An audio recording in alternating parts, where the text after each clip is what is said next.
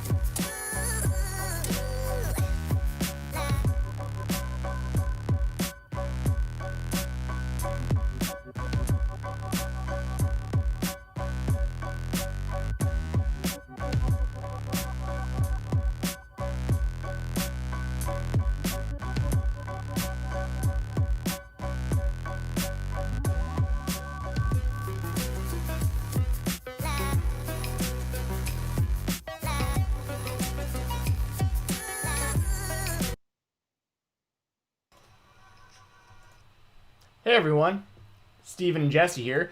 Hope you can hear me and hope you can hear Jessi. I think everything's working all right today. Welcome to another live chat. We're going to be talking WWE TLC, which included the absolute incineration of the Fiend, however you want to say it. So that'll be a lot of fun talking about that. As always, if you have a super chat or you have any kind of donation, the donation link is in the description. And the super chat link works as always. That gets your question answered. That gets your statement, comment, anything you got read out.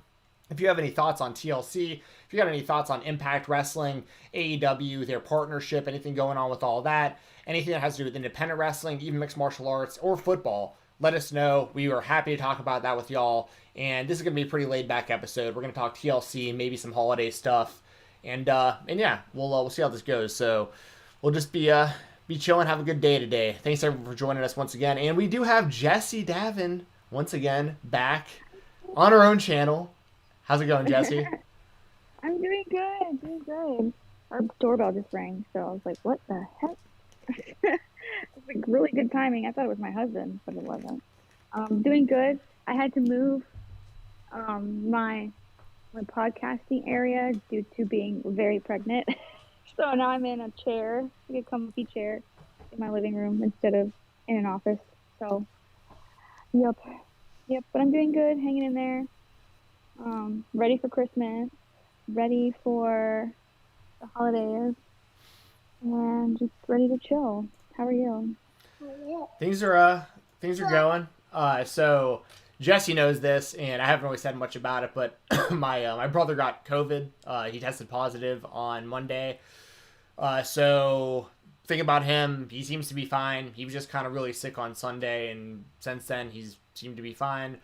I haven't been tested, but I have been quarantined the entire time, and I'm not going to be going anywhere for the next 10 days. We pushed all of our family Christmas stuff until a week from Sunday, so that we got plenty of time. And my dad's negative as of now, my stepbrother's negative as of now. We're all together, so just is what it is. But Jesse, I gotta let everybody know. Jesse here has reached out and asked me about how me and my brother are doing every day since Sunday. So that's how good of a friend Jessie is. On and off screen, me and her stay in touch a lot, and she's told me it's her motherly instincts to check in on us. So it's much appreciated. So Hold it. Like Scarlett likes hearts. I had to heart our chat, so. oh well, that's I mean, good call though. Yes, but seriously, there's like when you become a mom, you start to like worry. Scarlett, I love your positive message, but I need to be quiet. But yeah, it does. It worries me, especially with your brother and just everything, and like your parents. You know, it's scary. So I just know that you plus you live by yourself. You know, you gotta get checked in on. Yeah, true. So yeah. I'm just glad you're doing okay. Your brother seems to be doing fine, and your parents are doing okay. So thank God. Yeah, it's wild. Like, Yes, I don't know. yes. We can have a whole podcast on that and like how just random it is, who gets it, when, how. I mean, it's wild. For those of you who may be wondering, I've basically been quarantined the entire year. The only people who I've seen this entire year is basically like my family members. They come over for football on Sundays, watch the Vikings. And there's usually like 5 of us together. And that's it. That's the biggest gathering I've been around in a year. You know what I mean? So it's just, I've done pretty much everything I can, and stuff just happens. So it just is what it is. And we'll see. But, just is what, it's just funny because it's like went this entire way. And then like right at the end, right as like the vaccines rolling out and stuff, it's like, Right? oh, of course, now people in my family get it right at the end, I know. So, but anyway, let's talk about wrestling. We don't have to talk about all that. Let's pull this card up. So, that is not COVID related. That is that's related to something different. Fun related. Right. So, TLC. I mean, we're not going to go match by match here. I watched the whole show from start to finish. This was a really good show. For all the things that I've said about WWE, like heading into this. One thing that we did say, though, that was true was as bad as the stories have been and as low as the Raw ratings have been and all that stuff, the WWE has done a good job of the pay-per-views delivering in most cases. I think that this was a really good show. I think the ending was absolutely hilarious, and we're going to get to that. But, like... Yeah, it was a great show. Like you said, we've always said that anytime WWE has a pay-per-view where there's like no build, there's no excitement, those end up being the best pay-per-views, and it was really good. Yeah, I totally agree. Like, good matches from start to finish. I think the booking as far as like the winners and losers was all done pretty darn well, and they're setting up some stuff for the future, which could be pretty good. And I mean, I watched all of 10 minutes of Raw on Monday, and I know you didn't really watch the show either, so like we don't have a whole lot to say there. But I from what I've heard from people that I listen to that review it, it doesn't seem like Raw was really like TLC was apparently a really good. Well, apparently TLC I thought was a really good show, but it seems like they didn't really follow it up in a great way on Monday. But then again, that's just kind of par for the course right now with the WWE. Their shows are just. I'll say it a trillion times, and I'll mention it again during the show when we talk about it, but like, for me, really, like, outside of the Roman Reigns stuff, there just isn't a whole lot that really, like, captures my attention, and when you have a brand split where Roman Reigns is only on SmackDown, and I'm usually doing something else on Fridays, even though I'm quarantined, that's usually when I'm either video editing or catching up on stuff on IWTV, or they're premiering something on IWTV, stuff that I'm basically preparing for so that I can review it on the weekend or on Sunday. So I don't even get to really see that. I really wish Roman Reigns was on Raw so I could see him, and I'd be way more interested in watching Raw on Mondays. That's just me personally, but it just is what it is right now. Yeah. Mm-hmm.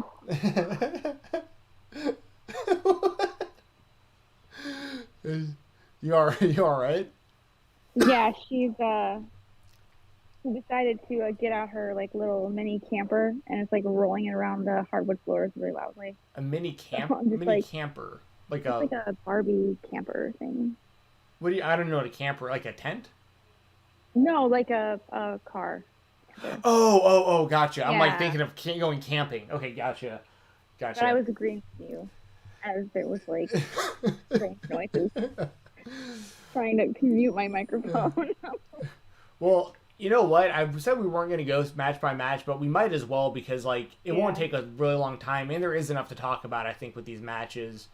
So the show started off. We had Big E, Daniel Bryan, Chad Gable, and Otis taking on King Corbin, Sami Zayn, Cesaro, and Shinsuke Nakamura. Seems like a whole lot of talent in this pre-show match. I mean, once again, I haven't been watching SmackDown, but like it was surprising to me to see Daniel Bryan on the pre-show when he's still obviously performing at a really high level. Big E won this match for the team, and he's going to be getting a shot at Sami Zayn's Intercontinental title on, I think it's on Christmas actually. And then I mean a lot of good people here. Otis was just Money in the Bank, and we're going to talk about that in a minute. And Shinsuke Nakamura was the hottest thing in pro wrestling a handful of years ago, and now he's... We were talking about that, yeah. I mean, he's still good, but it is like... Part of that, I think, has to do with the he wears like the Nightman, Always Sunny, like full-on spandex deal now. He doesn't look nearly as cool as he used to, and he doesn't wrestle like he used to either. Cesaro, though, I had forgotten because it's been so long since I watched Cesaro wrestle. I completely forgot how amazing he is. Oh yeah, I was watching him do his thing, and I'm like, I miss Cesaro so much because I don't watch SmackDown, so like I never see him anymore. And then King Corbin is actually way better than what people give him credit for. Like, he's not the best wrestler in the world, but he's definitely not the worst wrestler on their roster either by any stretch of the imagination. So anyway, I thought this was a good match, and there was a ton of good talent. What are your thoughts on the result, and who do you think wins between Big E and Sami Zayn for the Intercontinental title when that happens this week? Well, I'm not going to do a prediction for that because someone spoiled it for me. So, okay. Someone like straight up spoiled all of SmackDown because they said I deserved it. So I'm not going to do any predictions for SmackDown just because. Wait, hold on a second. So somebody like messaged you like, "Hey, fuck you. This is what happens on SmackDown." No, they tagged me. They straight up it was a whole debacle. It was so dumb. And then they tried to say that like I bullied their sister because they posted a Team Up North GIF. Apparently, like I made all of my followers attack this person and told them to, end themselves. You know what I mean? And I was like, oh my God, no. I was like, please tell me who it was. Please tell me who these people were that were attacking you, and I will report them and call them out. And they were like, no, I was just proving a point. I've already proved my point. And I'm like, I've been sitting here for like, I spent all morning trying to get information from this person. Like, oh, well, I deleted my old Twitter that was on. I'm like, well, tell me what the tweet was that I posted. And I'll go look. I mean, you can still look that stuff up. And they're like, no, you can't. I just don't know. It's so stupid. So anyways, it was so dumb. I'm like, please stop. This is so annoying. And then their whole podcast called me a bunch of names, and it was stupid. It was dumb. Yeah, sounds like it. It was stupid. Anyways. And they spoiled SmackDown for you. Yeah, but you know what? Whatever. Thanks for allowing me to spend time with my family. So I appreciate it. Yeah, I mean, I wasn't going to watch anyway, so it really doesn't. Yeah, I mean, it's not like it. I mean. Anyway. Yeah, I don't. Well, my prediction, you don't have to confirm or deny this. You can not react at all. I assume Big E's going to win the belt because it is like the big yay for the holidays kind of moment. Big E, I think, deserves it. But I'll also say Sami Zayn is great. Like his character and him as the champion, I really like what he's doing right now. So like personally, I'm okay with either guy as the champion. And then again, that's a whole other conversation. I don't really, outside of Roman Reigns' Universal title, because he's so fucking good right now, I don't care really who holds any of the other titles. It's different than, like, in AEW, I really care, like, who each champion is, because they've done a really good job of... They've done a great job. And, by the way, this isn't WWE exclusive. Same with like Impact Wrestling. They hot potato their titles way more than I would like, and it devalues their title. So it isn't just the WWE, but my point is, at the end of the day, I don't really care who the IC champion is, but I really like Sami Zayn as a champion, and it's pretty clear. It's pretty clear they want to push Big E in 2021. So this would probably be a pretty good start, if that is what happens. Yeah, I mean, I like both of them. I think that they're really. I mean, obviously, you know, you've got Big E, who's just split up from the New Day, who kind of needs to find himself, I guess. And of course, you've got Sami Zayn, who's got this hilarious character. He's just got a new shirt. He's got this whole gimmick going on. It would be kind of ridiculous if he lost the title. Then it's like, okay, now what? You know, it's kind of like, if he's just going to fade into obscurity. So it would be better if Sami Zayn won it. But then again, it makes sense for Big E to also win it too. So who knows what's going to happen? Yeah, I sure don't know. But well, no, you yeah, who knows? You do know. Who knows? I'm just trying to be all kayfabe. Who knows? I guess you just have to tune in to SmackDown on Friday. Yeah. But this match, this match was like, I had fun. It was a fun match. Sometimes I always worry in matches with a bunch of people that are really talented that it'll just get kind of and this is kind of a knock on AEW. AEW does that where they'll have like a big, huge multi-man match with all these incredibly talented people, and it just kind of it doesn't work. But this worked. This really worked. So this is fun. This is a great, and it's a shame it was on like the pre-show, the kickoff show, or whatever they call it. And it kind of did make me a little bit sad because like seeing all these amazing, talented people. But at least they've got a spot on the show, so I guess I can't be that mad. But it was fun. It was a great way to start off the show. Like it really did kind of set the tone for what the show was going to be, which was great. I really, really enjoyed this entire pay-per-view. I really did. I had a lot of fun. It's good. Yeah, I echo all that. And it's one of those things, too, like, to be fair, because I'm with you, especially when I saw all these, because I didn't know this was the pre-show match. I turned on WWE Network. I forgot there was even a pre-show. I just turned it on early, and I was like, oh, all these guys are pretty great. Like, this is pretty good. How is this not on the pay-per-view? But then when you look at how the pay-per-view kind of unfolded, it's like, what could you really knock off in place of this kind of thing? You know what I mean? So I'll give, you know what I mean? It's just kind of, all those people deserve to be on the pay-per-view for sure, but so did everything else on this show, to be fair. It all wound up being good. The opening match, we had we had Drew McIntyre defeating AJ Styles, and The Miz wound up cashing in Money in the Bank. I think the story they're going with right now is that Morrison cashed it in, so Miz... I think he got it back. Oh, did he get it back? I don't know. I thought... Well, I wasn't really paying attention at all. Watching Monday Night Football. But apparently, someone said that The Miz got it back because The Miz did not technically cash it in. So, I don't know, maybe. Yeah. I mean, I think this match was really good. What do you think about the match, and what do you think about Drew McIntyre retaining the belt here? Well, it made sense to have Drew McIntyre retain. I think we all kind of knew that was going to happen. I really did want to see Kevin Owens win. Or AJ Styles. AJ. Sorry, the other one. AJ Styles. I think I picked AJ Styles just for fun. You did. Yep. Yeah. And, but this match was really good. I was like, this is the opener. These guys are, I mean, my God, all these guys, even like The Miz, like really put their bodies through it. Like, holy smokes, there were some amazing spots in this match. Like, and Miz gets put through a table on the outside, right? Or it was like a ladder or a table. I think it was a table. And he's like, his arm is like shaking. And I know The Miz is like a really good seller and he's like an actor or whatever. But I thought he was really hurt. Like, they all put their bodies through it. And I just really appreciated it. I thought this was a great match. I was shocked that this was the opener.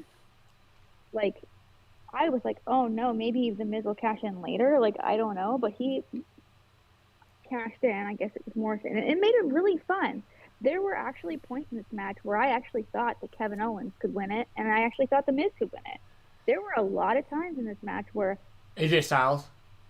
Yeah, I keep saying Kevin Owens. I'm wearing a Kevin Owens shirt, too, to be fair. And he also, of course, was in a TLC match that we're going to be talking about later. So, I mean, it's an easy mistake. Yeah. AJ Styles. Like, there were times when I thought it could happen. And it happened in the other match, too, with Kevin Owens. Like, this match was so fun. Did you see on Monday the big mark that AJ Styles had on his face? I didn't. He had like a big red mark on his face. I was like, ah. So like they were all hurting. This was fun. I really liked it. I would have liked to see AJ Styles win, but it makes sense for Drew McIntyre to win. So I'm not too mad at it. And the failed cash in, I guess it doesn't matter now if the Miz is, excuse me, I have heartburn. if It doesn't matter if the Miz is getting his Money in the Bank briefcase back, if that happened. But it's like if he doesn't, like the Money in the Bank briefcase is just meaningless, at least for the men. Like this is like what, the third or fourth time there's been a failed cash in as of late. Like nothing's ever gonna top Seth Rollins' cash in. True.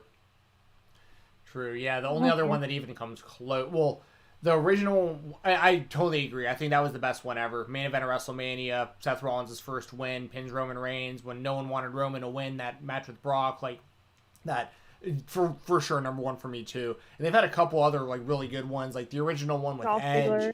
The Dolph Ziggler one was probably my second favorite under the. Yeah. That was the night after WrestleMania. That was that was the biggest pop he's gotten in his career Ever. Yeah. Then Dean Ambrose was a good one too. Yeah, when he cashed in after Rollins beat Reigns, so all three of the Shield members were WWE champion within the same night, which was kind of crazy. That man, it's just been.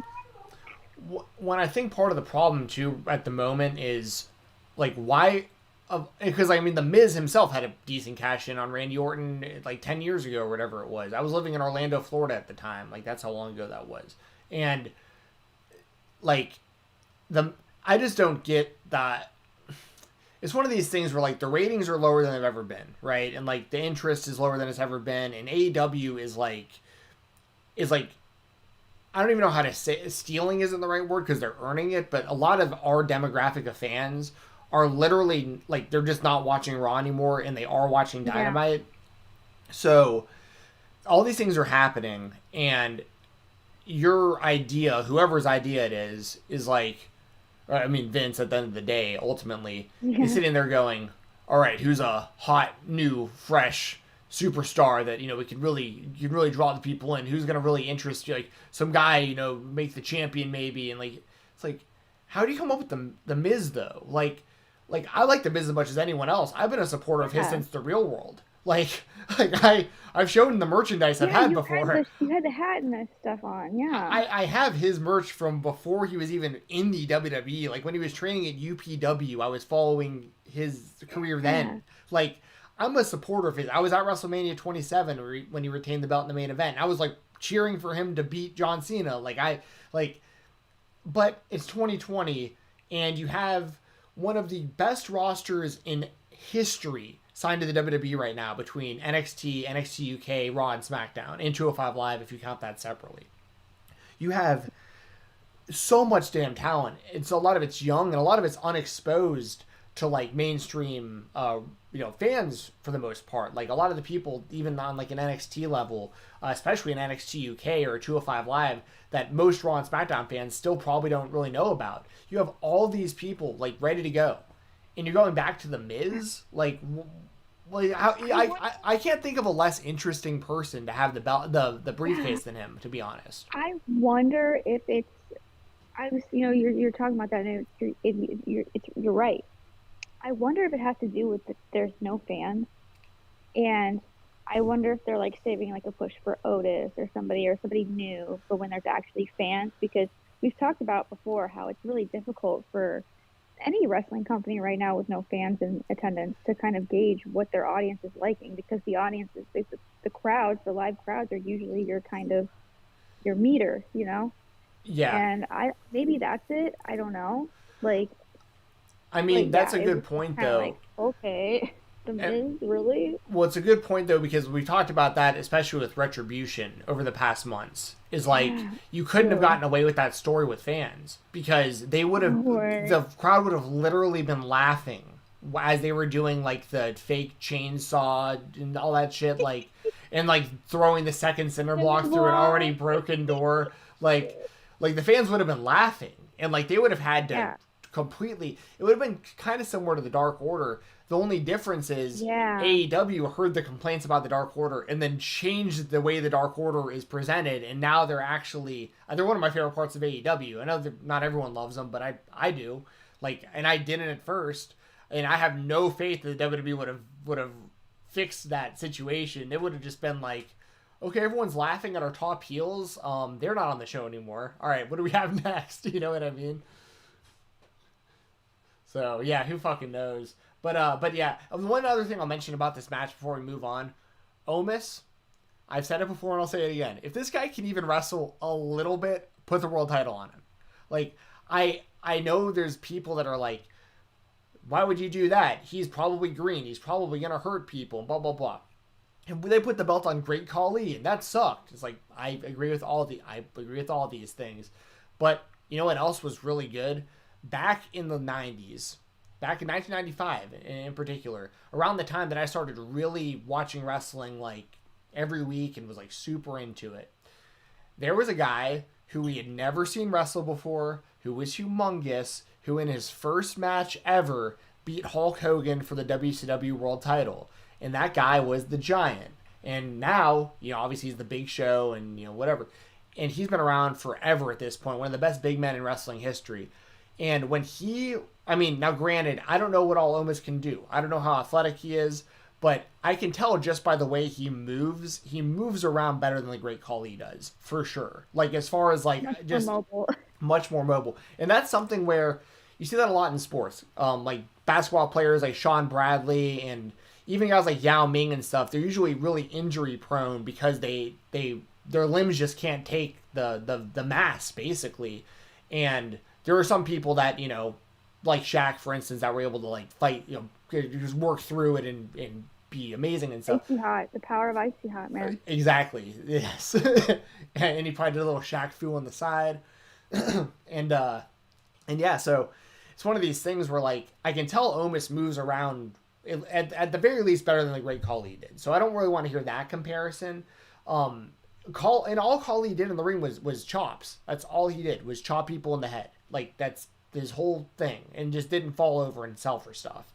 So my point is, if Omos can wrestle at all, the reason I would push him so heavily is because at the very least, the WWE can market somebody in commercials and stuff where you see him and you're like, and they're like, hey, this is our next, not like the next big thing, because they played that to death with Brock Lesnar, but like, this is a guy y'all never seen before. He's probably in his 20s, probably like in his early mid 20s, I would guess. He's like a young new guy that y'all haven't seen before that's completely unbeatable. And that's interesting. At the very least, someone might tune in going, okay, I didn't like seeing The Miz and I was tired of seeing this or that on the show, but like, who the hell is this guy they're talking about? Because that guy is humongous. Like, I think that would get fans interested. He's 26. That's a great age to be in, right? He's going to keep getting better. If he can stay uninjured, he won't even hit his prime until probably he's 30 or so. So that's good. That's really good to hear. So anyway, I'm really big on him. Even though I don't know much about how he can wrestle, he's moving around pretty decently. And for him to be associated with AJ Styles, you can tell at some point the story will probably be AJ Styles is the champion and Omos trying to get the belt from him, or vice versa. Maybe it has. Yeah, I would love to see that. That'd be good. Yeah, it has Diesel and Shawn Michaels written all over it. Like that whole story is basically what I see with this. AJ Styles is bigger bodyguard, eventually starts taking the spotlight. AJ Styles and Shawn Michaels parallel a lot with a lot of things, like style wise and age wise and stuff and all that, like in wrestling. And I think it could be a home run if they play it right. Moving on, we have. I agree. Yes, yeah, both looking forward to that. Moving on, we have Sasha Banks and Carmella. Sasha Banks retains the belt, her SmackDown Women's Championship.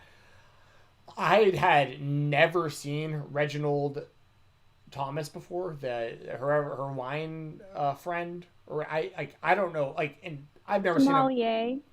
Oh, is that what it's called? Yeah. I'm sorry, I'm not sophisticated. trained to become a sommelier, so that's the reason why I know what a sommelier Okay, is. fair enough. I did drink some Manischewitz wine over Hanukkah last week. Nice. So. Happy belated Hanukkah. It's over now, but Well, thank you. Merry Christmas. yeah. Um, but it's wild because like I somehow had never seen him on the Indies or NXT or like I don't know who this guy is. Like that's pretty fucking rare for me. Like usually I've at least seen them somewhere before I see them on WWE TV. I had no idea who this guy was. I think Carmella looked really good. Like she was way better than the last time I've watched her wrestle. What did you think about this match and Sasha getting the win? This was the best match of Carmella's career by far. This was really good. Like she looked awesome in this match, and I mean Sasha Banks looked incredible too. Yep. Sasha, no, you weren't in the match, but I'm sure you would have looked incredible.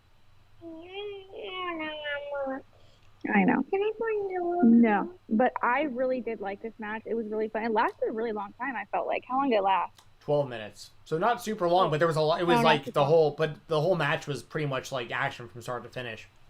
Yeah, and it ended clean in the middle of the ring. Carmella tapped out to the bank statement. And it was good. It was really good. The sommelier guy, The sommelier guy kind of didn't get too involved in it. I mean, he was kind of, oh no, yeah, he did. I thought it was a healthy amount of interference that ended up not damaging the match, which I appreciated.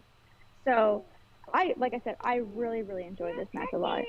Yeah, I thought it was really good as well. And like you said, Sasha Banks looked great as she always does. It's good to see her getting like an actual title run. Like she's defended the belt a couple times.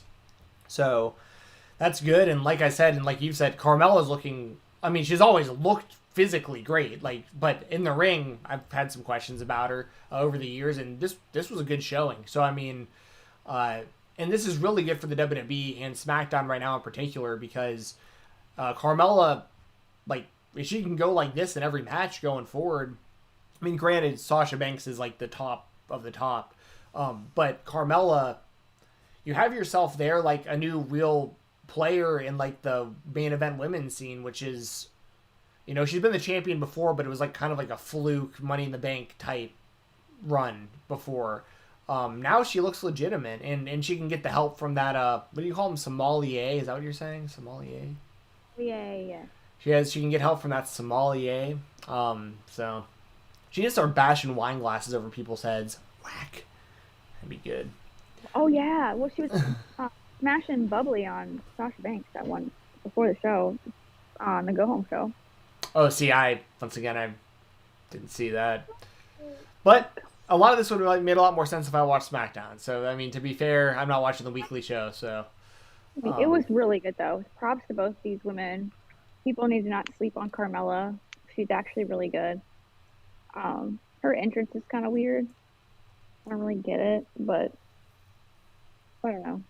Go her. I mean, if I had a body like that, I guess I'd show it off too. So what am I saying? It kind of reminds me of like Emelina and Lana, which are both like things that I don't want to be reminded about. Yeah. So, like, Emelina. God, that was a botch all around. yeah, and it's like it's Carmella. Mella is money. I know I missed that, but I guess that was kind of a dead meme anyway. So Shout out Corey Graves. Good work there, bud. yeah, I was just like, this is like a dream come true. I was like, Corey, you go home to her every night. It's funny listening to him on commentary during her matches. Yeah, he does the job though. Yeah, it's funny. Moving on, we had the Hurt Business win the Raw Tag Team Championships. The combination of Cedric Alexander and Shelton Benjamin defeating the New Day, Kingston and Woods. So we have new champions. I was wrong about this prediction, but as I said in the prediction podcast, my mind was saying New Day because of how often they win these types of big matches. But personally, I wanted to see the Hurt Business win, so I'm very happy to see this. And it was interesting because at the end of the match, Cedric Alexander tagged himself in, and you could tell Shelton Benjamin was like, what the hell, man? Like, there was maybe going to be like some issue there. But then Cedric runs over to, I can't remember if it was Woods or Kingston, but he throws him up in the lumbar check, gets the 1, 2, 3, and wins the belts. And Cedric Alexander's aggression, which was like, I guess, kind of the story going into this, it worked to their advantage, and him being more aggressive actually led to them winning the belts. So the Hurt Business now holds the tag team titles and the U.S. title, of course, Bobby Lashley being that champion. MVP, a great mouthpiece and manager and sometimes wrestler for them. I think the Hurt Business is looking great, and I love the result of this match. What did you think about this matchup and the Hurt Business being the new champs? I loved it. I enjoyed it. I think it makes sense for the Hurt Business. I love what the Hurt Business is doing right now. It totally made sense for them to win. New Day, love you guys, but it was time. It was time for the Hurt Business to kind of take that next step into being a true dominant force in the WWE, within the WWE. And it was awesome. I loved it. I love that really cool picture that they have now where like they've all got their hands on MVP and he's like sitting in a chair. Have you seen that? Yeah, really nice. Oh, really good so stuff. Cool. Oh, it's so cool. They are so cool. Her business is so awesome. I think like this is the best thing that could have happened to like any of those guys. I know we were kind of talking about would it be okay if oh my god, I'm tripping. If Bobby Lashley went on like an independent run, but I think this is great for Bobby Lashley because he's not really good on the mic and he don't have to speak. You don't have to talk. You don't have to do anything. He kind of had Leo Rush for a while. I think this is great. I love this. I'm looking forward to this. And like I said, it would have been really cool if we would have had like Undisputed Era, all the gold versus Hurt Business, all the gold. That would have been a really fun match. That would be really good. That'd be really interesting. I'd like to see that a lot. Yeah, and like you said, the kind of the issues.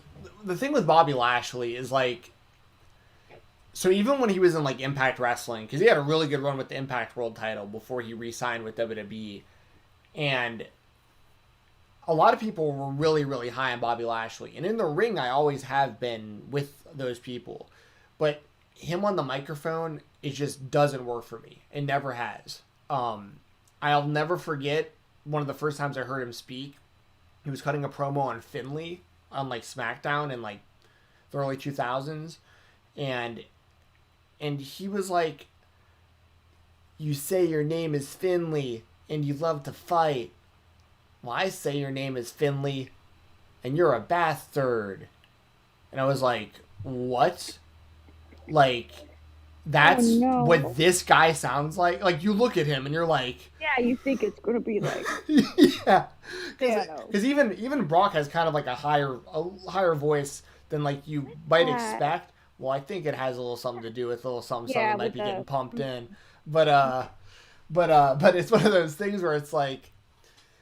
Leo Rush was amazing as his manager. Because the other thing with Leo Rush is he's like the best wrestler in the ring in the world also. So like... You had a lot of possibilities there with that. And then MVP with Lashley, it works really, really well for the same reasons. Like, and that was my one knock on Lashley in Impact and stuff, because he would cut a lot of the promos himself, and I'd be like, this just doesn't sound good. Like, this is the one thing holding this guy back is this.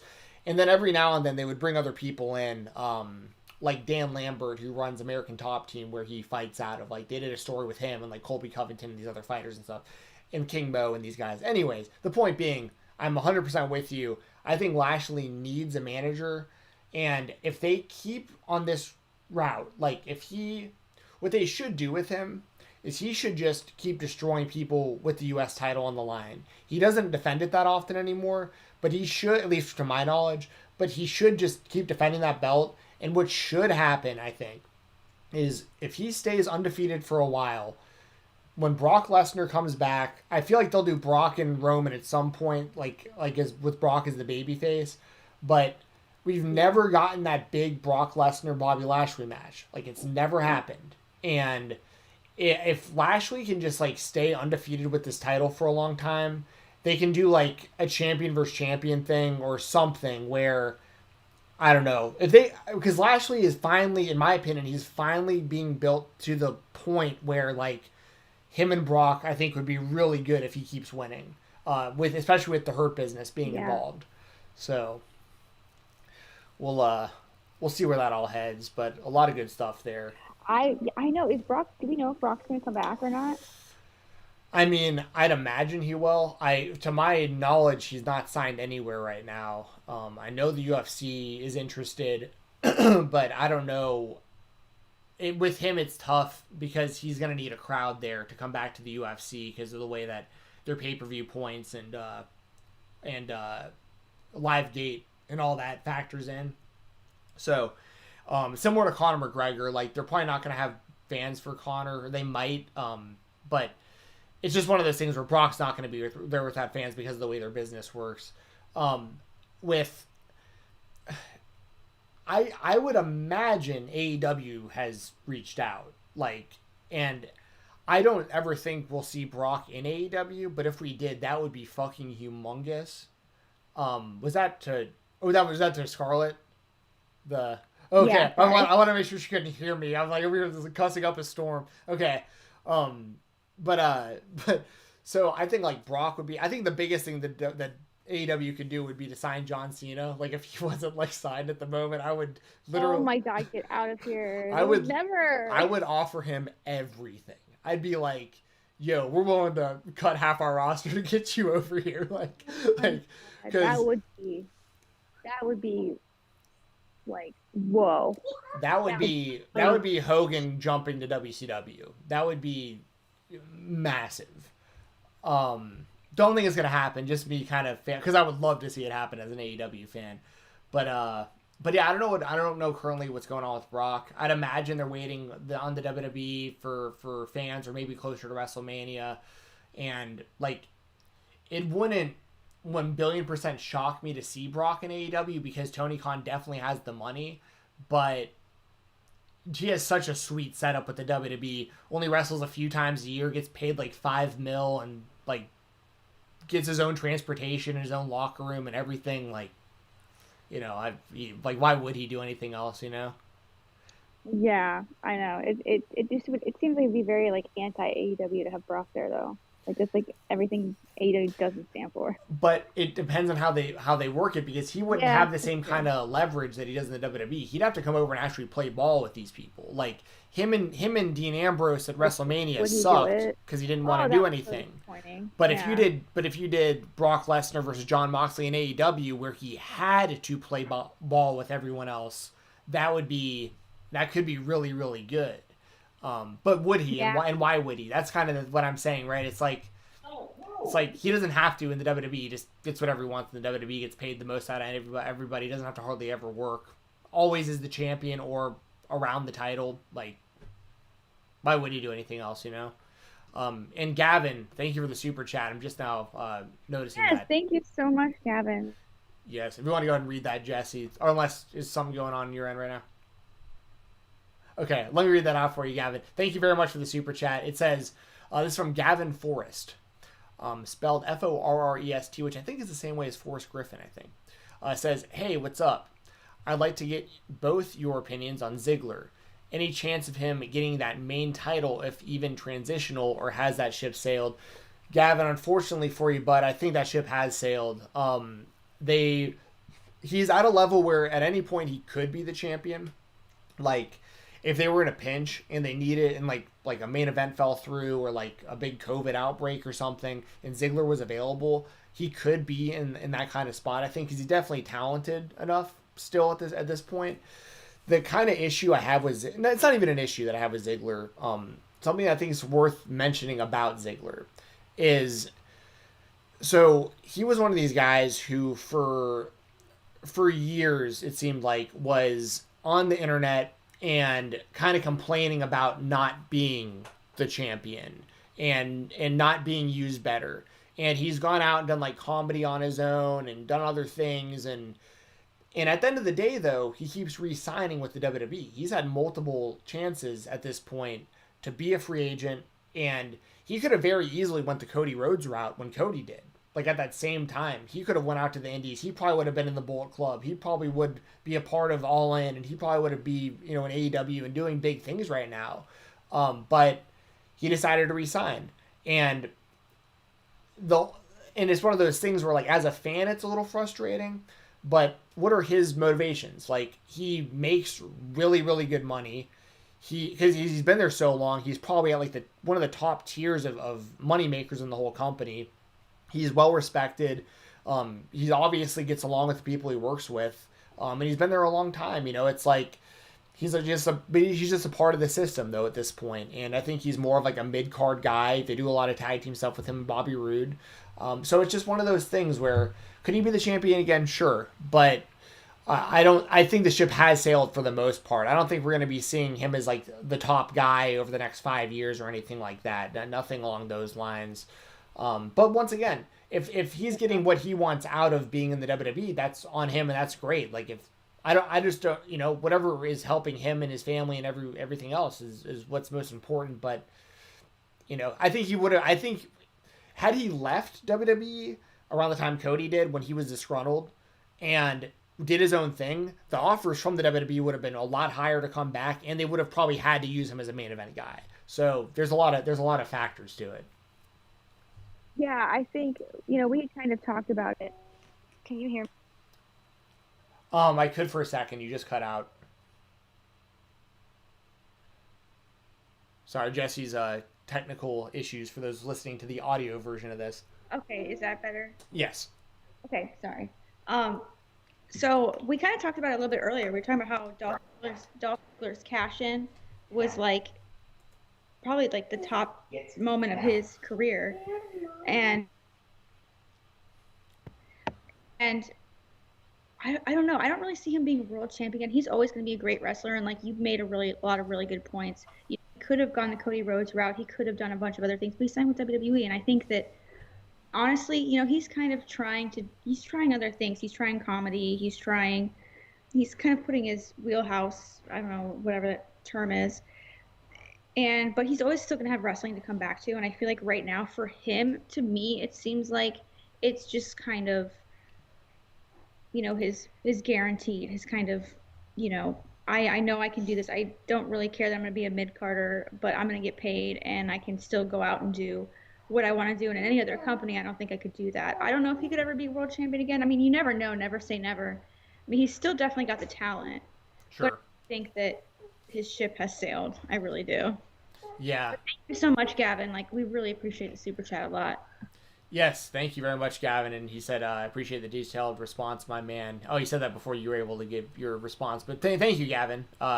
Yeah, and we appreciate the super chats. That's what we will always do that. Any amount that you send us, we will make sure to give you the best response we possibly can when we answer your questions, or if you have anything you want us to shout out or something, just we appreciate that. So we do our best to give you your money's worth the best we can.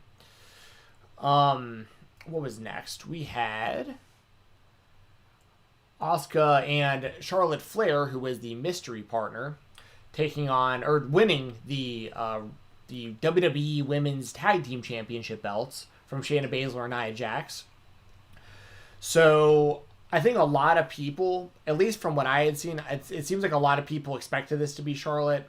So I don't think it was too much of a surprise. But I mean, Charlotte's still looking very good. I don't know, and this isn't like, I don't mean this to come off negatively. Did she get work done? Like, did she get something done with her chest or her face or both? Because she looks a little different than the last time I'd seen her. Sorry. Oh, sorry. Yeah. For anyone who could hear that, Jessie's got some stuff going on her end right now. Just unmute whenever you're able to. I can go for now. But I'm good. She's throwing a fit right now. But yeah, it does definitely look like, and this is no knock to her. I mean, she looks fantastic, but her face did look a little different. Like it looked, but you know what it could have been? She does look like she's lost a little bit of weight. Yeah. Like she looks like really good. She looks amazing. And this is like just an observation. I think because like Roman Reigns, for instance, his face looks different. Edge, like his face looks really different. Like, and I don't know if it's because I have an eating disorder and I'm in recovery and I'm more aware of things like this, but when you like cut a lot of weight and you gain a lot of muscle and you lose a lot of fat, your face changes. Yeah. Like the fat on your face kind of goes away too. Like, and so it did kind of seem like that.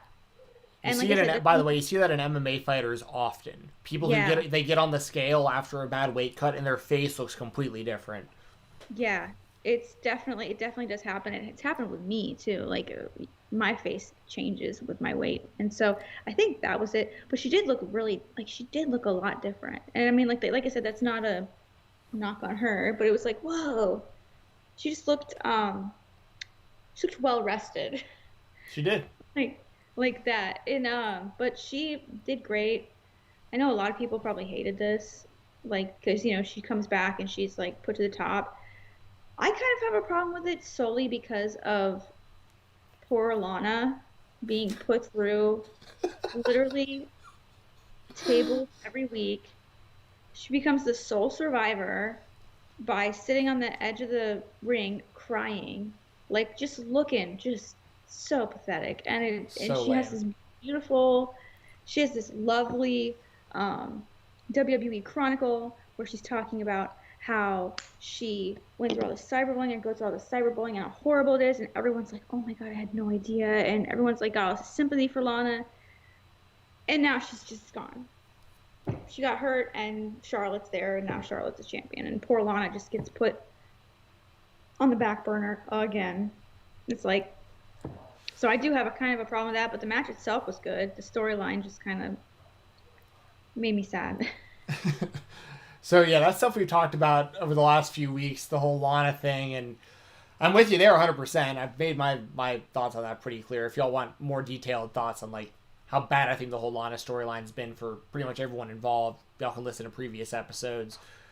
But what I will say is this: I really really like Charlotte coming back and immediately being one of the top people and holding a belt, because that's what her gimmick is, and that's what it should be. Like she's the top. She's the queen. I mean, at any point she can become the women's champion. At any point she can be the tag team champion. She's a threat at all times. At all times. Even in this past WrestleMania, when everyone thought it was like a layup of a prediction to take Rhea Ripley over Charlotte for the NXT title, Charlotte gets the job done. Like and even before that, I guess it was a year or two before that, when she beat. We were both there, I think. At least I was. I think that was in New Orleans. She beat Asuka to break her streak. That's why she broke the streak. I forgot about that. Yes. And at the time, I was kind of like, damn, I wanted the streak to keep going because I really like Asuka as well. But that's interesting that has not been like brought up between these two. Yeah, I don't know if it. I mean, Asuka's obviously lost a bit since then, so it's really kind of. But it's one of those things where like, and when I look at a lot of the stuff in hindsight, I like it because I look back at Charlotte's legacy and I'm like, not only is it the fact that she's going to hold more world titles than anyone in history, including her own dad, obviously different titles, but you know what I mean.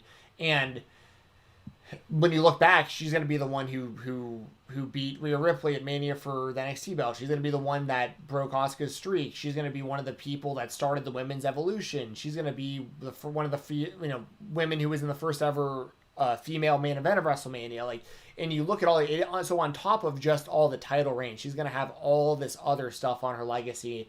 And I think it's okay to already be talking about her as one of the best women's wrestlers ever. Like, I know she hasn't been around super long, but I really think based on her in her in-ring work is very good. It isn't like she's being pushed just because of her name. That's part of it, and that's part of why she got some of the opportunities she got when she did. But what people don't realize about these second and third generation wrestlers is a lot of the time you get the foot in the door, but it is twice as hard to keep your position in the company because everyone is looking for that reason to be like, you're only here because of your dad or your mom. And she has masterfully, carved out an amazing career for herself. And it's just a cherry on top that her dad is Ric Flair. Like, it just adds to it, but it doesn't make her. So, and then all that being said, like, I think Asuka's amazing. I think she's also one of the best female wrestlers in the world right now. I want to see them do more with Shayna Baszler because I think she's still great, and there's a lot they're missing with her. Nia, I got not a whole lot of time for, but at some point, I'd imagine at WrestleMania it'll just be Nia Jackson, Lana, and Lana will finally put her through a table or something. I mean, and that'll be like the big payoff. That'll be interesting. But like we've said before, then what? So now Lana's your next big star Big who, baby face. yeah, who was crying on the ring steps. I mean, Oh, I feel Come bad, on. so bad for her. I'm the winner. I win. I'm the winner. Oh my God, you stood on the fucking ring steps crying because you got bullied too badly in a wrestling match by your own teammates. All right. After that, we had my match of the night. This was awesome. Roman Reigns defeating Kevin Owens. TLC match. This was basically a handicap match because Jey Uso kept getting involved. The one knock I have on this match, the only knock at all, is I know Daniel Bryan has been having a thing with, like, a feud with Jey Uso, and he's been kind of a team with Kevin Owens. Like, why did he not come out and help? Like, why did nobody come out and help? I know Owens has tried to explain that on social media, but, like, it still doesn't add up. Like, Daniel Bryan should have come out to help him, but at the end of the day, I thought this match was really awesome. It was great storytelling. Roman Reigns winning is the right call. He's the best thing going in WWE right now. He's the best thing going in WWE in the his current character is the best thing the WWE has done since Daniel Bryan's big WrestleMania 30 moment and stuff, in my opinion. I mean, this is awesome stuff. And it went 25 minutes long. I loved it from start. I thought this was great. I completely forgot there was more to the show afterwards because I thought this was for sure the end of the show. But yeah, I loved this. What did you think about it? And what do you think about Owens and Reigns, of course, getting the win? Yeah, you're right. This was the match of the night. This was amazing. And you're right. I didn't even think about that. Why didn't Daniel Bryan come out? I was honestly just really enjoying the match. God, Kevin Owens is so good, and people just knock him all the time because of the way he looks. I'm always like, don't disrespect my man.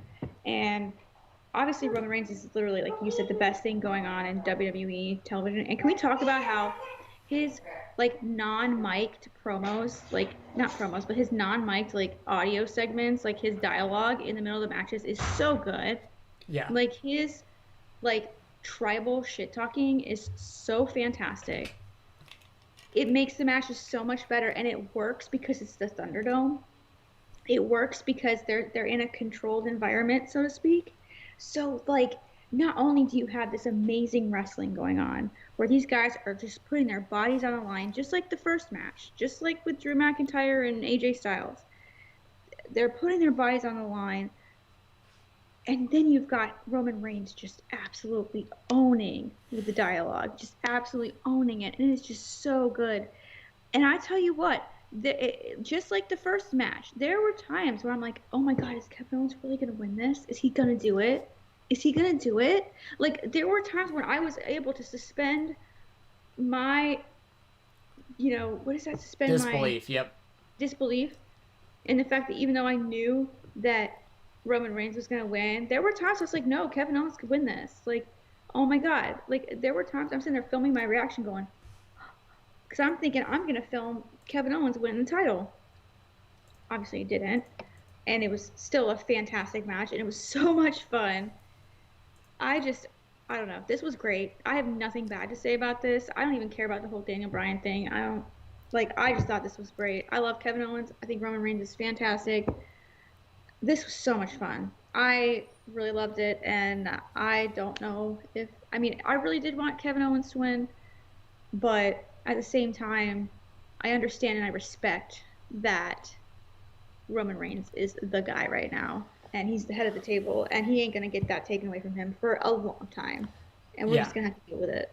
And yeah, exactly. And I think that's how it should be. He needs to, Roman Reigns needs to beat everybody. Just run through everyone. Make him above everyone else. Make it to where, he's already kind of like Charlotte as far as, like, always a title holder or challenger or threat to it. But this is your opportunity, WWE. Yeah, I don't think he ever necessarily reaches John Cena level or The Rock or Austin or Hogan or anyone like that. I don't think the company itself is popular enough for that to happen at the moment. I think you're more likely to spark something like that through AEW because that company's growing so much that you might be able to, like, really catch fire with some people.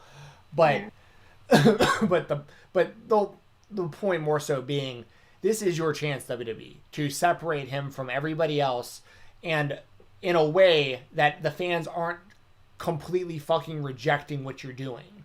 Like, every time you try to do this with this guy, you have totally squandered it. Now, he's at a point where the fans, because here's the thing, when fans come back, he's probably going to get a lot of cheers because people like what they're seeing. Yes. But WWE needs to be fucking smart about it and do not turn him. Like, now is when you don't turn him. Like, before they were so dead set on he's not turning heel, he's not turning heel, he's not turning heel. They just kept forcing the babyface Roman Reigns down our throats. And we rejected. Now they have given us what we want, and we will probably cheer probably more than what they want to hear when fans come back. They're probably going to be like, oh, we need to turn him face. Wait. Just wait. Just let him keep doing what he's doing. Let him beat Goldberg clean. Let him beat Brock Lesnar clean. Let him beat The Rock clean. Let him, anyone else you want to throw at him, any other legend or anything along those lines, any other, the only thing you don't want to do with him is, because what WWE needs to be doing, and they have a just awful track record of it, they 50-50 book almost the whole roster. So if they can start building some other people underneath Roman, and you're not feeding those people to Roman over and over again, then you have some potential challengers for when you're ready to move on from Roman as the champion, and you can give someone a big rub by winning. It's almost like the Undertaker streak, where it's like Brock Lesnar was so the wrong person for that, to break the streak. He didn't need it at all, right? Like, no. Roman Reigns is on such a run right now that if you keep him this protected over the next year, whoever beats him is another big star along with Roman. And that's how you do it. You build somebody as bigger than everyone else, and then somebody new beats that person, and now you have two of those people. Like, that's what you... And then what you... And this is like the Attitude Era. You had Austin. And then because of his popularity and the chemistry, you had The Rock. And then because they needed more people in that mix, you had Mick Foley and you had Triple H. And it's like... And then they were all massive stars. Like, yeah, that star status can bring star status to other people, can be contagious. Exactly. And the only problem I have with Brock, because I like the way that Brock is booked, because I do think he is more legitimate than everyone else on the roster, because I've seen him do it in the UFC. You know, like there is an X factor about Brock Lesnar, but he isn't your future. He's a guy who's there part-time, who pretty much squashes everyone he wrestles, very rarely ever loses. And when he loses, he usually disappears for a while, then he comes back and just beats that person that he lost to. And he's, I mean, I'm not saying he's the wrong choice, but like, use some of your full-timers like that. Like, yeah, you know, like that's what they're doing with Roman right now, I think, which is great. Dylan, thank you for joining the chat, dude. Always good to see you in here. Dylan's wrestling stuff said something in here that I agree with as well. Saying, and you did too in the chat, says Owens looked like a fucking monster in that match, and they need Bruce and Vince to look at him and say that's, you know, main eventer. I totally agree. He looked better in that match than he has since his NXT run. That was like the best he's looked. Yeah, that's true. Yeah, you're right. Yeah. And Dylan saying Daniel Bryan versus Roman at WrestleMania, I can see that too. And I think I think Roman needs to win. Like, Roman should not be losing to anybody for a long time, in my opinion. No. But yeah. If Goldberg comes back and beats Roman Reigns, I will be done with WWE. Like, it would be very hard to convince me not to watch. Yeah. Or to watch, you know? Right. Like, that would just make me... I don't think that they're silly enough to do that. But either do I, but the Fiend earlier this year, that was... Didn't see that coming either. But speaking of the Fiend... Well, speaking of the Fiend, yes, this is a great segue to the main event of this show. We had a Firefly Inferno match where Randy Orton... You go over it. I gotta go pee really bad, so I'll be right back. You got it. So, Randy Orton defeats the Fiend Bray Wyatt in a Firefly Inferno match. And of course, the object of this match is to light your opponent on fire. And they made it really clear throughout the whole thing. If any part gets lit on fire, that's it. Match is over. And basically what winds up happening is Randy Orton is in the mandible claw. Like, the Fiend has the mandible claw locked on Randy Orton. And then turns around and, like, his back lights on fire. Like, he basically lit himself on. he basically lit himself on fire, but I guess the argument could also be made that like Randy Orton was like fighting the mandible claw, so it was like kind of forcing Wyatt back. I mean, maybe you can make that argument too. And then I'm gonna definitely wait to hear Jesse's thoughts on all this, but so the Fiend loses the match, and I could tell throughout the match that this was pre-taped because of the camera angles they were using and stuff, and especially when they did the gasoline thing to the rocking chair, where like that was clearly like I'm sure they had to reshoot that multiple times. But then Randy Orton wins the match. The perfect timing, Jesse. So Randy Orton wins the match, and as I mentioned, the Fiend has basically beaten himself. Like he has the man. Okay, perfect. So what I see next is the Fiend like runs into the ring and gets RKO'd. The bell never. So cool because he was like on fire. Yeah, that was pretty cool. And the bell never rings, which is like there's never a call. There's never an announcement. Confusing. And then I see the Fiend laying face down just on fire, and I was like, it's like I know they had to have pre-taped a lot of this, but like that looks that looks super dangerous. I was like, that can't be him. Like that's either a stunt man or something that isn't him. And then they kept showing it like before Orton did what I'm about to mention, and I literally said aloud to my brother, I was like, or sorry, to my friend Mike who was over, I was like, dude, that's a fucking dummy. Like that's not even a person. That's a dummy. Like it's pretty clear that that's a body dummy. And I was like, there's no way they're gonna do what I think they're about to do. And then Randy Orton does exactly what I was thinking, and lights the Fiend completely on fire. Just engulfs the man. And the Fiend is just full laying. Cremation. We did full cremation. We are in the mausoleum, whatever, the cremation room. Just full barbecue, like Burning Man fire pit, dropping acid. Just face down, completely on fire. Oh God, it's just. Oh man, that was just. Oh, so great. Like. Oh man, I was like, all right.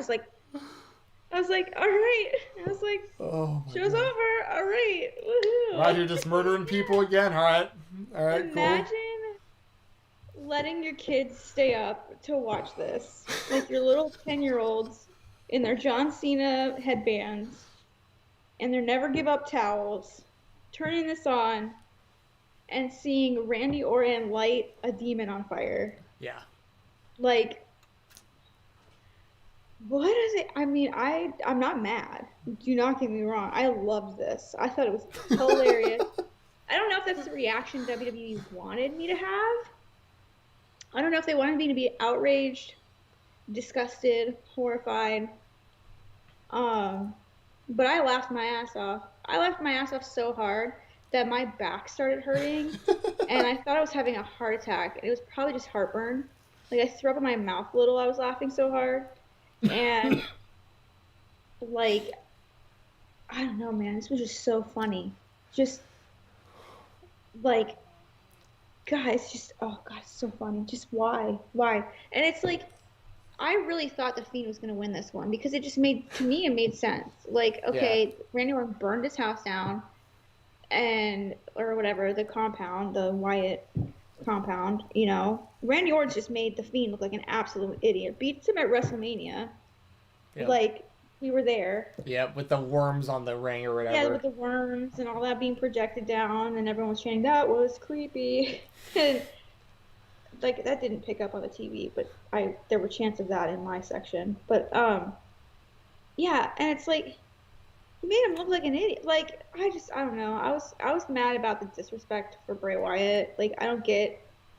Like, Randy Orton didn't need that win. He didn't need to do that.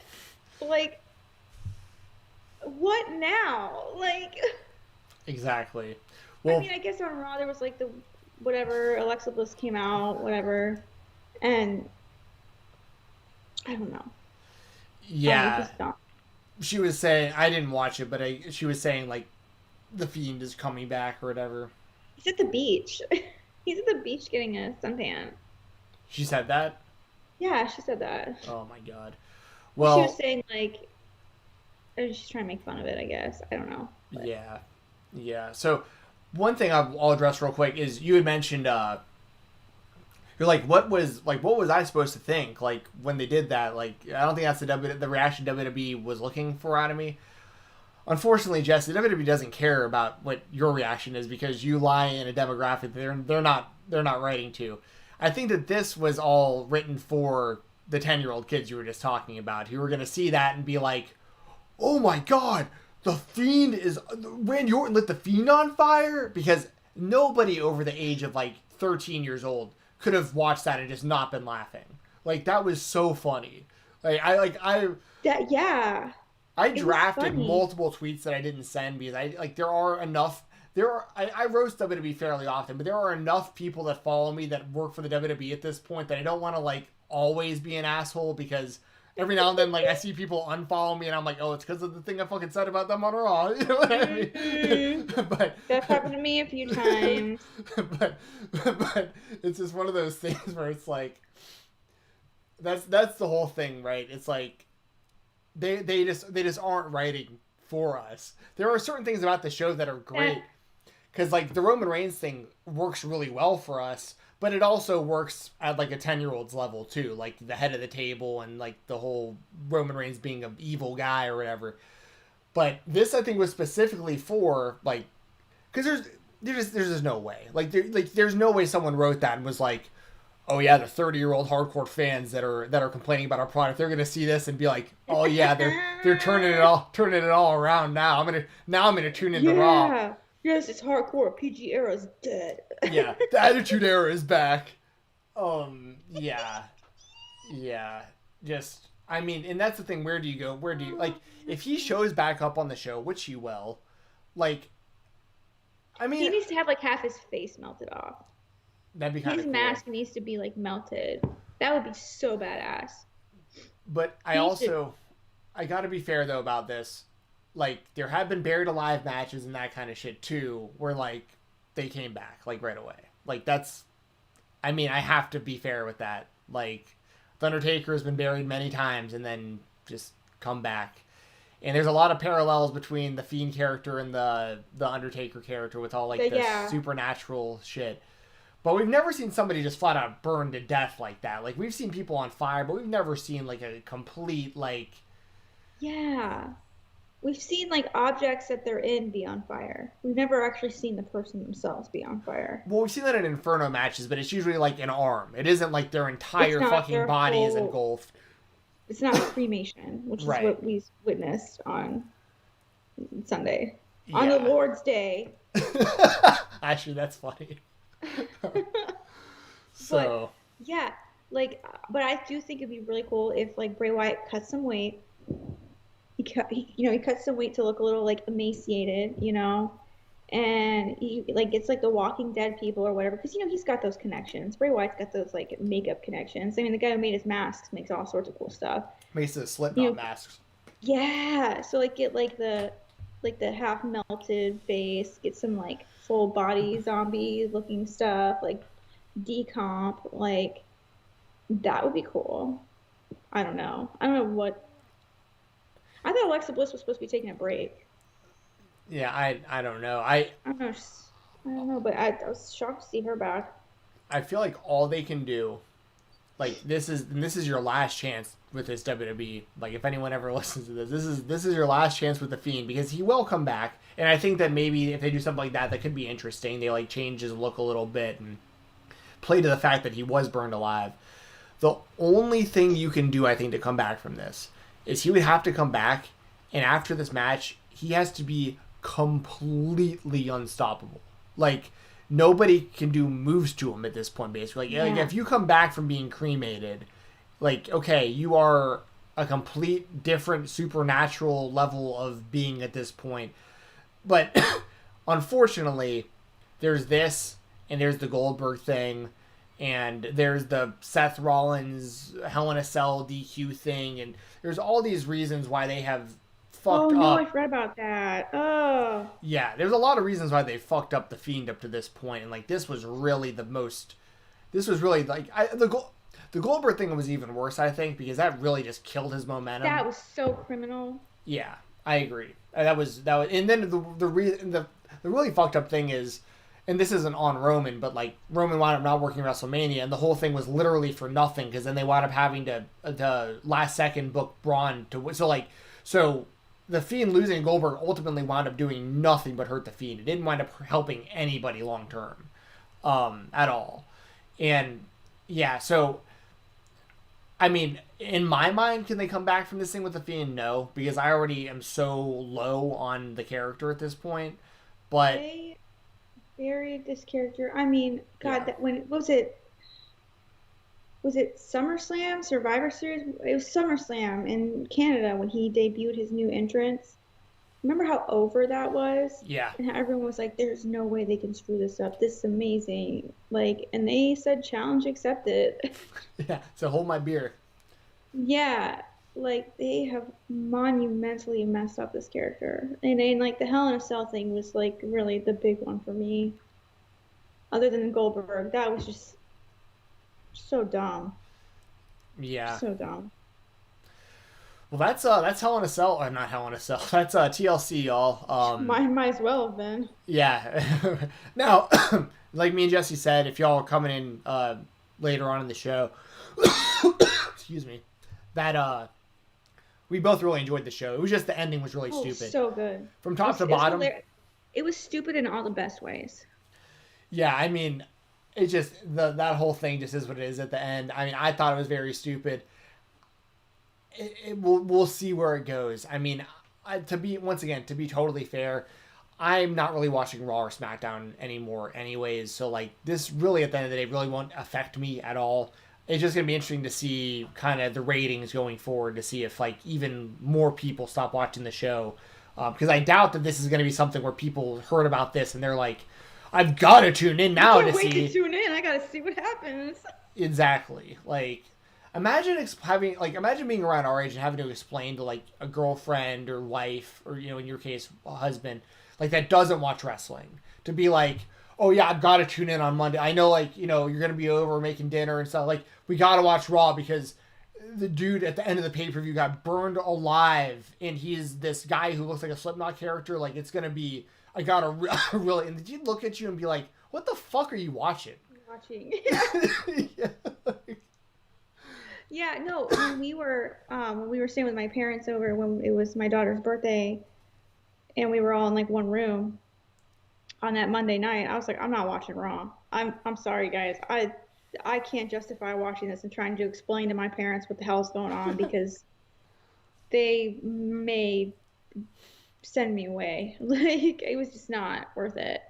Yeah. There's a level of embarrassment there that like now if you're like 13 years old or younger, that's different. But like if you're like an adult of any kind, it's like it is I'm not saying not to watch the show. I'm just saying like to watch it to explain this to a non-wrestling fan or show this to a non-wrestling fan is like, what the fuck is this? Yeah. I mean, to be fair, it's probably better than half the TV out there. I mean, I don't really watch anything else on TV other than like investigation, discovery, like real life murders, True. sports, and this. So, and to be fair, like showing any pro wrestling to an outsider is going to look odd. A bunch of guys oiled up in their Speedos. I mean, so that's true. Yeah. But I mean, I like it. Yeah, same here. Fuck it. Anyway, that's TLC. Is there anything else you want to talk about before we talk about the sponsors? Any AEW, Impact, Kenny Omega related stuff? And this is another reminder, y'all. Super chats, donations. We'll make sure to still address any questions, anything you want us to say, talk about before the end of the show. Yeah, if anyone has a super chat with something they want to say or something they want us to talk about, we will talk about it. Yeah, 100%. We will do anything. And not really. I will say that the AEW show on Wednesday I thought was pretty weak. I thought it was pretty meh. It was good, but it was just like meh. Coming off that one big show, it just kind of felt, I don't know, just kind of felt blah. I enjoyed it. I can't remember exactly what all was on the show, but I do remember watching it and enjoying the show. Yeah, it was still enjoyable. It wasn't like, because sometimes it's like, man, they just can't, it's just boom, boom, boom, boom. Always a good episode. This one was just definitely there. Yeah. So. Well, I think that it's really, really interesting what they're doing with them in Impact still, and you got Genesis coming up on I think the 6th. I want to say, is that a Saturday? The 6th is a Wednesday. Maybe it's no. The 16th is Hard to Kill. I can't remember when Genesis is. It's coming up soon though. Kenny Omega is going to be wrestling on Hard to Kill on the 16th. So that's going to be big, and then they got some good stuff going on with Genesis and all this stuff going on. So, I mean, I really like what they're doing right now with all of that. I would like to see sometime soon more of like and I'm sure, I mean, I have faith in this whole story and the people involved. Like, I'm sure they have like a long-term plan, but what I really want to see soon is like a big quote unquote Impact star like invade AEW like during a show. I really thought we were gonna get I thought we were gonna get that last week and we didn't. I really thought that was gonna happen. Yeah, I mean, I could definitely see like Gallows and Anderson popping up. That's what I thought was gonna happen. Yeah, I could see that. I could definitely see Jay Lethal, or not Jay Lethal. Jay Lethal's Ring of Honor Tag Team Champion right now. Rich Swann. I could definitely see Rich Swann, the Impact Champion, because that's what the match is going to be at Hard to Kill. That's what Kenny's. Yeah. They got the Bullet Club versus Motor City, and so I can see Motor City popping up. I mean, there's some potential. There is so much potential right now with the stuff they got going on. So much talent too, and yeah, I'm just really looking forward to seeing what they do next. Maybe there'll be another something big happen in Genesis, and all the AEW paid for by Tony Khan commercials that are showing up on funny. Impact. Yeah, it's great. I love what they're doing. Good stuff. Really is. I know, it's really game changing, and it is exciting. I like that. Yeah, and Kenny Omega like being the belt collector. That's just a super super interesting story right now. Cool. So yeah, that is such a good badass gimmick to go for. Yes, I love it. Yeah, me too. So yeah, Jess, if you want to tell everyone what to do, I will get our sponsors pulled on up, and we'll get on out of here. Yeah, well, I fight the acid coming up into my throat right now. Yeah. Oh man. Pregnancy. Bad. Yeah, dude, it's all. I mean, like my belly. Let me see. It's like right here. It's like where. Oh, gotcha. It's like so. She's like and she's bigger. She's actually a pound bigger than Scarlett was when she was born already. So. Oh wow. This is so Scarlett was tiny, and I was obviously going through a lot, so I was in the hospital the whole time. But so this is like I'm bracing for impact here. Speaking of impact, anyways, so yeah, if you do, first of all, I wish everybody, if you're Jewish or you celebrate that as a Jewish faith, I hope you had a wonderful, safe, happy, and healthy Hanukkah. And for all of my other people, I hope you have, if you celebrate Christmas, I hope you have a fantastic Christmas. I wish you nothing but great things going into the new year. We've had the Great Conjunction. We had the winter solstice. We've had a shift. We've come into a new age. I think we're in the age of Aquarius now, or we're dawning into the age of Aquarius, which is like that song. So now is the time to kind of solidify what's happened in your past, go into your future with a new intention, set your intentions. This is the time. I don't really want to talk about 2020 was whack and so 2020 needs to be over. You know what? So what? Just because it's going to be January 1st doesn't mean that things are going to change. You have to make those changes yourself. And I wish nothing but happiness and positivity and good things to everybody listening and watching right now. And I hope that you have a wonderful time with your families. If you get to see your families, if you don't, my heart is with you. I've learned from being in the hospital. I've spent every single major holiday multiple times in the hospital, and I've learned that it's not about the date of the time that you're celebrating. It's not, if you're not celebrating exactly on Christmas, that's okay. It's about the feeling and the sense of togetherness, and I think that's the most important thing. So try not to be sad if you can't be with your family on this Christmas. Just embrace it the next time that you have it, and so I wish everyone a very, very Merry Christmas and a Happy New Year. I mean, we'll probably see you guys before then, I think. Yeah, we will. So, but we love the chat. We love everybody in the chat. If you could please, if you really like being in the chat, we like having the people in the chat, please do consider giving this video a thumbs up. It really does help us out in the algorithm. It gets YouTube to recommend this video to a whole bunch of people that are like-minded, just like you and I and everybody else in the chat. And we love that. And we want that. So please do consider giving this video a thumbs up. Share it if you want to recommend this to anybody. We would love that. If you haven't already, please do consider subscribing to the channel. We go live. We try to go live every Tuesday, but then sometimes things come up. Like with Steven, he was dealing with some COVID issues throughout the week, so we kind of held it off to today. And basically the only way to know for sure if we're going live is to follow us on Twitter or to subscribe to the channel where you'll get an alert when we do go live. So please do subscribe and give this video a thumbs up. Yes, and I echo all those sentiments about the holidays to everybody. Happy Hanukkah, that's already passed. Happy Kwanzaa, Merry Christmas, anything that you might celebrate. And even if you aren't religious, which I'm not, by the way, I celebrate Hanukkah kind of out of tradition because my mother was Jewish and it's kind of for her. But my family gets together for Christmas Eve. We're not doing that this year because I've missed the top of the show. My brother does have COVID at the moment, so we're going to do all our stuff next week.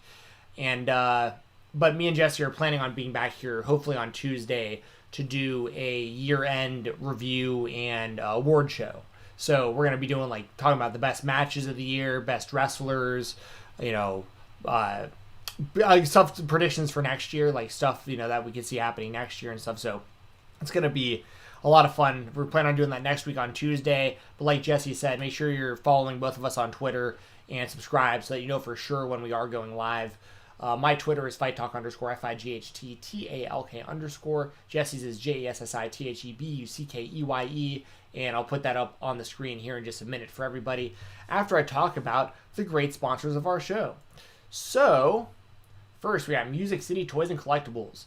If you are into action figures, DVDs, autographs, any kind of wrestling memorabilia at all, old magazines, whatever it is, Music City Toys and Collectibles has got your hookup. I get a lot of my action figures through them, and I say this all the time. They're nice people. They're easy to do business with. Very, very fair prices. Almost every time they destroy the price that I see on eBay for similar items. So check them out. I know they have some stuff coming up. They're going to be doing a holiday raffle, which is pretty awesome. This what's all here? So that is an old OVW. Wow, that's kind of wild. It's like an old OVW program. Yeah, 2000 Christmas program. Signed by... That's really cool. Yeah, so this is signed by Jim Ross, The Big Show, Deborah Kane, and Chris Benoit. Yeah. But anyway, it's only $10 an entry, and that's a pretty sweet gift. And then they have a whole bunch of other stuff on here too. They do mystery boxes. They're doing, they just got a whole bunch of Funko Pops, as you can see there. They're gearing up for a big 2021, so support them because they support us. That is Music City Toys and Collectibles. Follow them on all social media. Also, shout out to WrestleRumble.com. We got a new raffle coming up for $1, so only $1 entries. We have 3 prizes, so hypothetically speaking, for $3, you can win all 3 of these. It is a Macho Man Randy Savage themed raffle, which I love. For those of you who listen to my stuff, I credit Randy Savage for being my first ever favorite pro wrestler. He was the guy who, Hulk Hogan's how I found out about wrestling, and Randy Savage is the reason that I stuck with it and became a massive fan. It was mainly because of Macho Man Randy Savage back in the early mid-90s. So yeah, really, really big fan of what they're doing here. First place in this raffle is going to be a Macho Man Legacy Championship belt, which you can see here on the screen. If you're listening audio, obviously you can't. But it's basically the WWF title that is customized with Randy Savage's logos and stuff like that. Really cool. Second place is going to get an Undertaker 30th anniversary belt, which is the same kind of idea. It's the same Winged Eagle Championship belt that he held when he was the WWF champion, but it has an Undertaker style to it. It looks a little different, has some of his logos, has a black strap, that kind of stuff. And then third place is going to be a mystery belt. So don't know what that's going to be yet, obviously, but If you know WrestleRumble.com at all, you know that they bring the heat when it comes to these giveaways. They have just awesome prizes, and this is no different. This is going to be, I believe, right after the Rumble. So you have the Solid Monster on YouTube on Sunday, January the 24th. Right after the Royal Rumble, Solid Monster will do the live drawing for this. And I'd imagine, I don't know this for sure, but for those of you who don't know the history, Wrestle Rumble actually started because of the Royal Rumble a handful of years back. And that's where the name like Wrestle Rumble kind of comes from. So I'd guess that they're going to have an actual pick'em contest for this too, where you'll pick like winners and losers and like entry spots in the Rumble and all that kind of stuff too. So keep up to date and stay posted on all this stuff because I'd imagine there's more things coming from Wrestle Rumble before the Royal Rumble. So check it out, WrestleRumble.com, and follow them on Twitter at WrestleRumble to stay up to date with all their contests. And last but never least, my brother, talked about him quite a bit today, Brian Jensen, currently battling COVID-19 at home. So yeah, give him a follow, wish him well. His Instagram is BoxingATL, BoxingATL. And yeah, if you want to, when he's back healthy, which should hope, he already feels fine, but hopefully, in like 10 days or whatever, he'll be back to normal doing his thing. He can help you reach your goals, whether you are learning how to throw hands, get in better shape, want to learn self-defense, if you want to compete at an amateur or professional level in boxing, mixed martial arts, kickboxing, any of that kind of stuff. Even if you are just dealing with neurological issue and of any age, no discrimination whatsoever, age, gender, race, any kind of issue you may be dealing with, whatever it is, Brian will help you, whatever your goals are. He is a part owner of Steel Boxing and Athletics, which is a gym in Atlanta, Georgia. He also works with nonprofit Parkinson's foundations. I work with them as well on the technical side. Like a lot of what I do, kind of my day job or whatever, part of that is to do the websites for the LBDF and the YOPD, which are both Parkinson's related that my brother's involved with. So he can help you in person with this stuff, in his gym, at your business, in a park, wherever's easiest for you. And if you're not anywhere near or you just want to keep social distancing, you can do a Skype call or Zoom call with him anywhere in the world. He can help you out. And yeah, like I said, that goes from anything from just staying in shape all the way through you have Parkinson's disease and you are having some issues with your motion. He can help you with these things. He is 100% certified in all of this stuff. So check it out. Give him a follow. Once again, BoxingATL, BoxingATL. Hit up Brian Jensen to get a knockout workout without getting knocked out. And once again, we are thinking of you, Brian, and hopefully you are feeling good as new, really soon. I'll be talking to him right after the show, so we'll see. We'll get an update here in a minute. And along with all other sponsors, just like Brian, if you tell them that me and Jessi sent you their way, I promise you get a really, really, really good deal on whatever you're trying to do. I mentioned it a second ago. I keep all my stuff updated on Twitter at FightTalk_. That's FIGHTTALK_. Got it up on the screen for y'all. I do the Fightful Select Weekender podcast every Sunday for FightfulSelect.com. This, and shout out to Fightful. I'm not going to say the number, but they just sent me over a bonus for the year, which was very, very nice of them. Great people over there at Fightful.com. And I'm very happy to be a part of the team. This weekend, I'll be doing, similar to me and Jessi's show this upcoming week, I'll be doing a award show, and it's going to cover the stuff that I mainly cover on the show. So it's going to be awards based on independent wrestling, Impact Wrestling, Ring of Honor, MLW, NWA, stuff all within those categories. So some stuff that's kind of lesser talked about on most podcasts, that's a really good place to know my thoughts on the best of the whole year when it comes to basically everything outside of AEW and WWE. There will be a little bit of that stuff thrown in because of association. Like, for instance, I'll give you a spoiler. Like, my comeback wrestler of the year this year was Eddie Kingston. And the reason being, he was on the independents, like, forever. And he did some stuff with NWA. But I can't remember if I have him as the comeback or more of like a break. I have him and Orange Cassidy as like comeback and breakout style wrestlers. People that on the indies we were rooting for, but now they're with AEW and they've really blown up. So like we're going to be talking about that kind of stuff. I'll be talking about who I think had the best years, people who like wrestled over the collective weekend, people who are currently in Impact Wrestling, all that kind of stuff. So it's going to be a lot of fun. That's at FightfulSelect.com this Sunday. I do video edits for all things MMA on YouTube. I know I have at least 2 more videos that haven't been released so far for them that should be coming out any day now. Might already be out at the time of this recording. Don't know. So check all that stuff out. And of course, subscribe to this Fight Talk podcast feed. If you're listening to the audio version of this, this is, I put all the audio of me and Jessi there. I do an MMA show with my friend John Mosley every Monday. And I do extra interviews with wrestlers, promoters, fighters, all that kind of stuff too. So that's right here on the Fight Talk podcast feed. If you're listening to the audio version, you can subscribe. That helps a lot. Subscribing, following, all that stuff.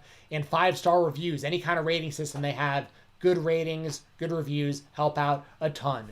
Jessi, I'll pass it on over to you, and I'm going to get Jessi's Twitter pulled up right here. David Bowie or something. Okay, so yeah. Also, to Steven's brother, well wishes. Go wish him well. We really hope that he gets better. We don't like to see anybody be sick, especially with the Rona. So, best wishes to your bro. Thank you. And, I will relay the message. Yes, I've been checking in, and I will keep checking in.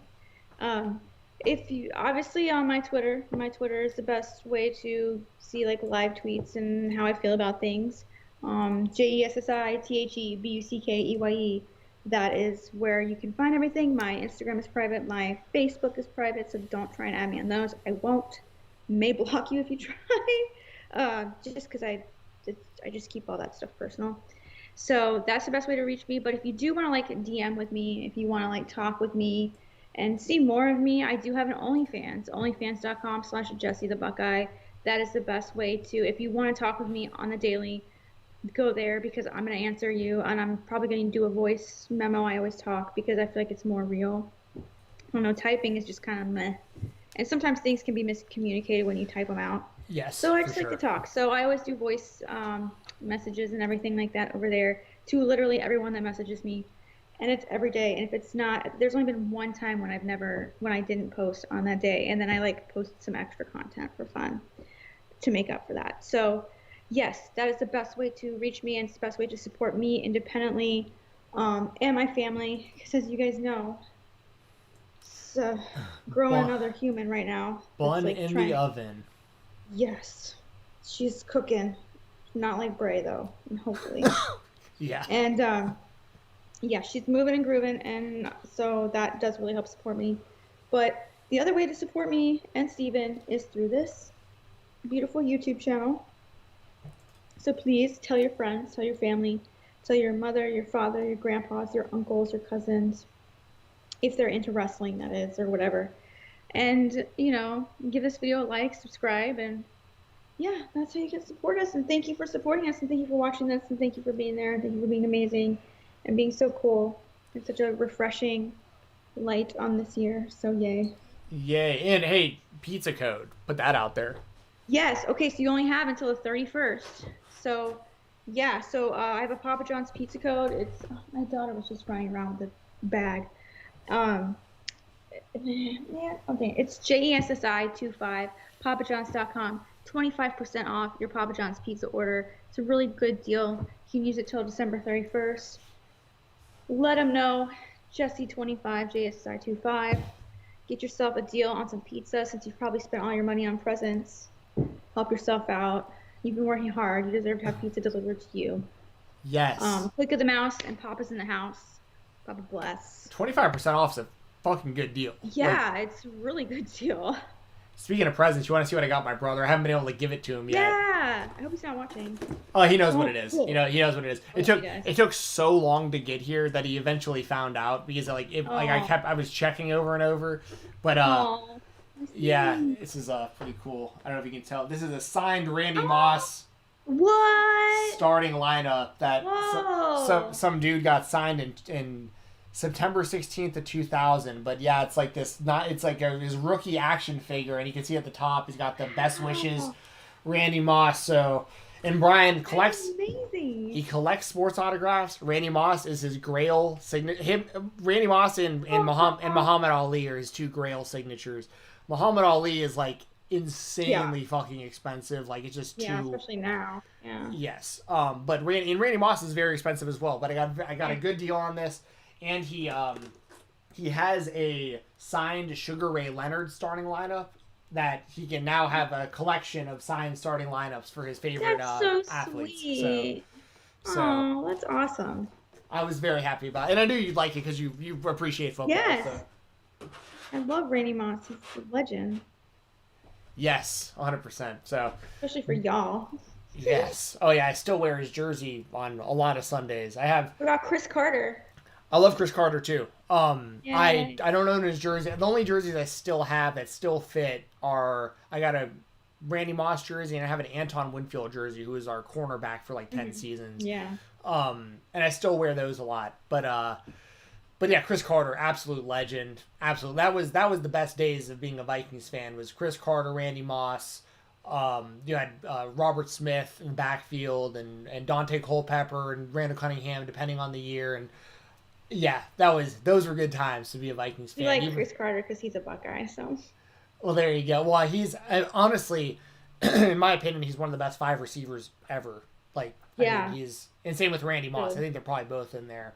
I'm a little biased, but you know, but yeah, Chris Carter's great. So, anyways, thank y'all for sticking around this long. We appreciate it, and yeah, we hopefully will be back here on Tuesday to have an award show for y'all, and our award show will mainly be like AEW and WWE based. So yeah, it may be a little Impact thrown in there. We'll see, but maybe we'll see. Yeah, I look forward to that. So we'll see y'all next week.